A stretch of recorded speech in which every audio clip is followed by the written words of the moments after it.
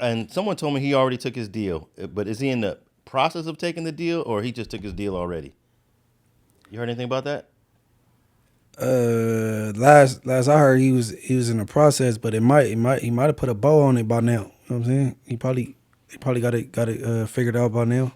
Okay, so that means he's gonna be on his way to a halfway house or something, or to where he gonna be at to do his time. But I don't think it's gonna be that long. I heard a number, but I don't like throwing shit out there. Yeah, I didn't hear a number, so yeah, I don't like throwing propaganda. It could be like a year. I think he'll be all right. He gonna be back podcasting. Yeah, he's not the one that has to worry about much. It's that TERMAINE Williams is the one that's really gonna be. He's gonna be sitting in there for a minute if he's found guilty on anything. But hold on, if he's found guilty on anything, you interviewed TERMAINE Ashley Williams' brother right here, and today it seemed like he take a different stance. Now, Luce Cannon brother is on the internet saying that he pulling up and he catching all TERMAINE Williams' fades. And he's saying that his brother know MMA, ain't no way he got knocked out. And he talking like the fake Luce Cannon instead of the sensible twin brother. They saying that my twin brother Luce Cannon supposedly had got knocked out in the feds. And I'm gonna let you guys know that didn't happen. Me and my brother, we've been professionally fighting, professionally, doing MMA our whole life. I was just in prison. I ran the prison because nobody could see me when it came down to squabbling or nothing like that. Stabbing shit up, beating shit up. I'm pretty sure my twin brother could do the same shit to most people up in there. I ran the whole yard. I was whooping shit, beating shit up. Everybody from the hood knows that me and my brother got squabbles. We're just not letting nobody beat us up, knock us out, period. I'm running shit. When I was in prison, Axe, Wasco, I'm blendering shit, back to back, knocking shit out, enemies and all. So if you guys think that my twin brother got knocked out, unless he got packed out, got knocked out by one person, y'all niggas is crazy. But I think we've heard from too many credible sources that did happen to him in MDC. Right. Word is, he got knocked out by Hoover. Is this true? Did Luce Cannon, sweetie, get knocked out by Hoover? Not only that, now the streets have it, in the YouTube streets, that he crashed 3 Hoovers just the day before. Luce Cannon crashed on 3 Hoovers. Boop, boop, boop. Popped out on 3 Hoovers right there in the feds. And as a result of that, the next day, he got knocked out by a Hoover. What's the real story here? Well, it is indeed true. Luce Cannon got put down. He got mollywopped. He got bing bam, boom boom. He got hit in the jaw. He dropped. He got knocked out by a Hoover. I tapped in, I called in, and I got some information. He indeed did essentially get packed out a few days before, the day before, a couple of days before. All of this is really just over some of the things that Luce Cannon has said on the internet, some of the things that he's been involved in. Basically, these guys, these Hoovers, these individuals were just not feeling him. And so they had some sort of spat, and they got on him. And no, from my understanding, he did not knock out 3 Hoovers, and he did not win the fight. I don't think there's no disputing that. Maybe the level of of how it happened to him. Did he get knocked out? Was he put to sleep? Did he get dropped?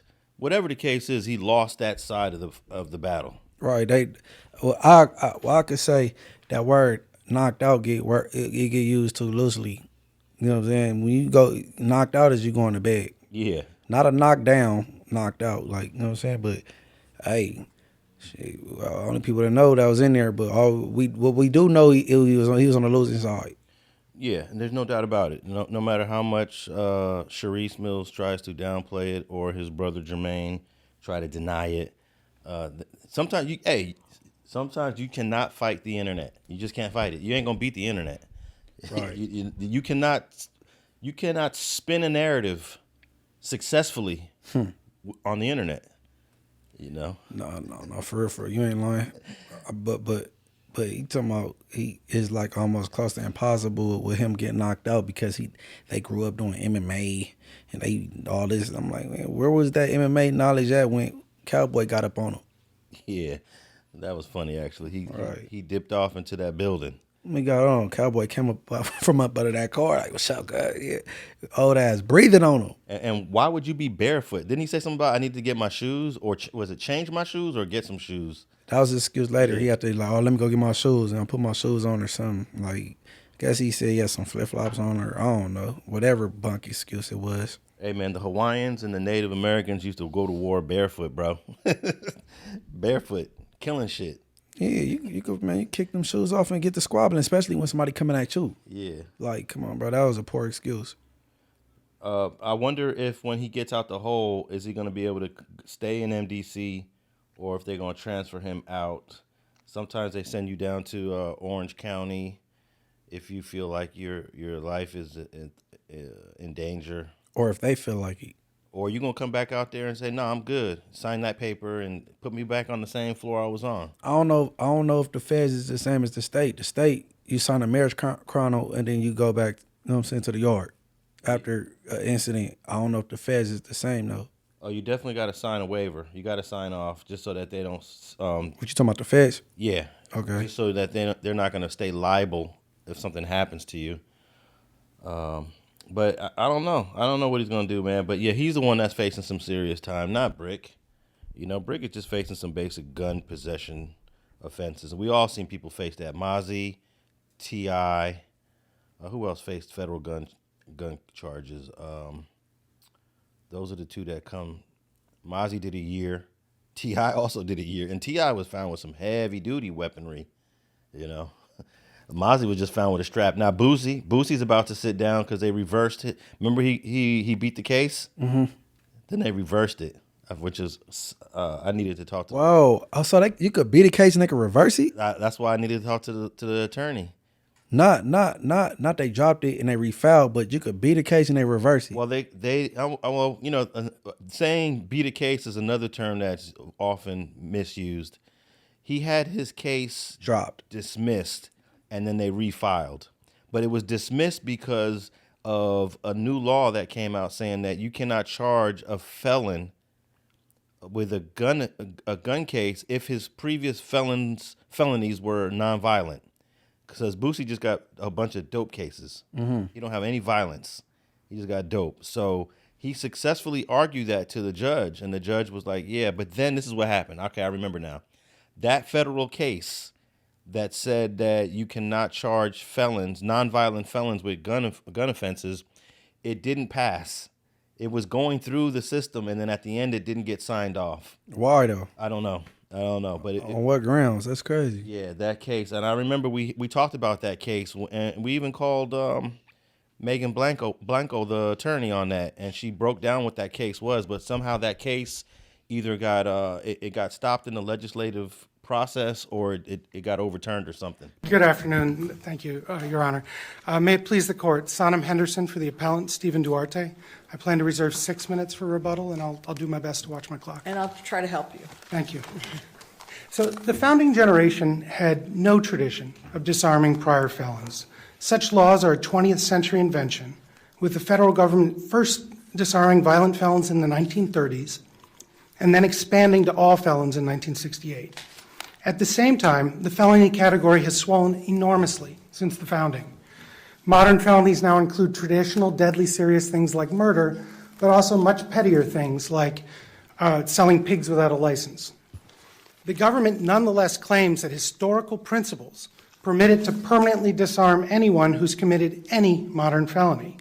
But its purported principles boil down to an ahistoric claim that it can disarm whoever it wants for as long as it wants. I mean, the first thing is this notion of serious crimes that the government's relying on is a definitional bait and switch, in the sense that the government's saying at the founding, serious crimes were punishable by death. Therefore, you should punish serious crimes today with, you can punish serious crimes today with anything short of death, and felonies are all serious crimes. But it's not using the founding era definition of a serious crime. It's using its own year and a day definition. If it's using a founding era definition of serious crime, it would be something more like what the panel did, where you want to call this a serious crime, show us that this is actually something that the founders regarded as death-worthy.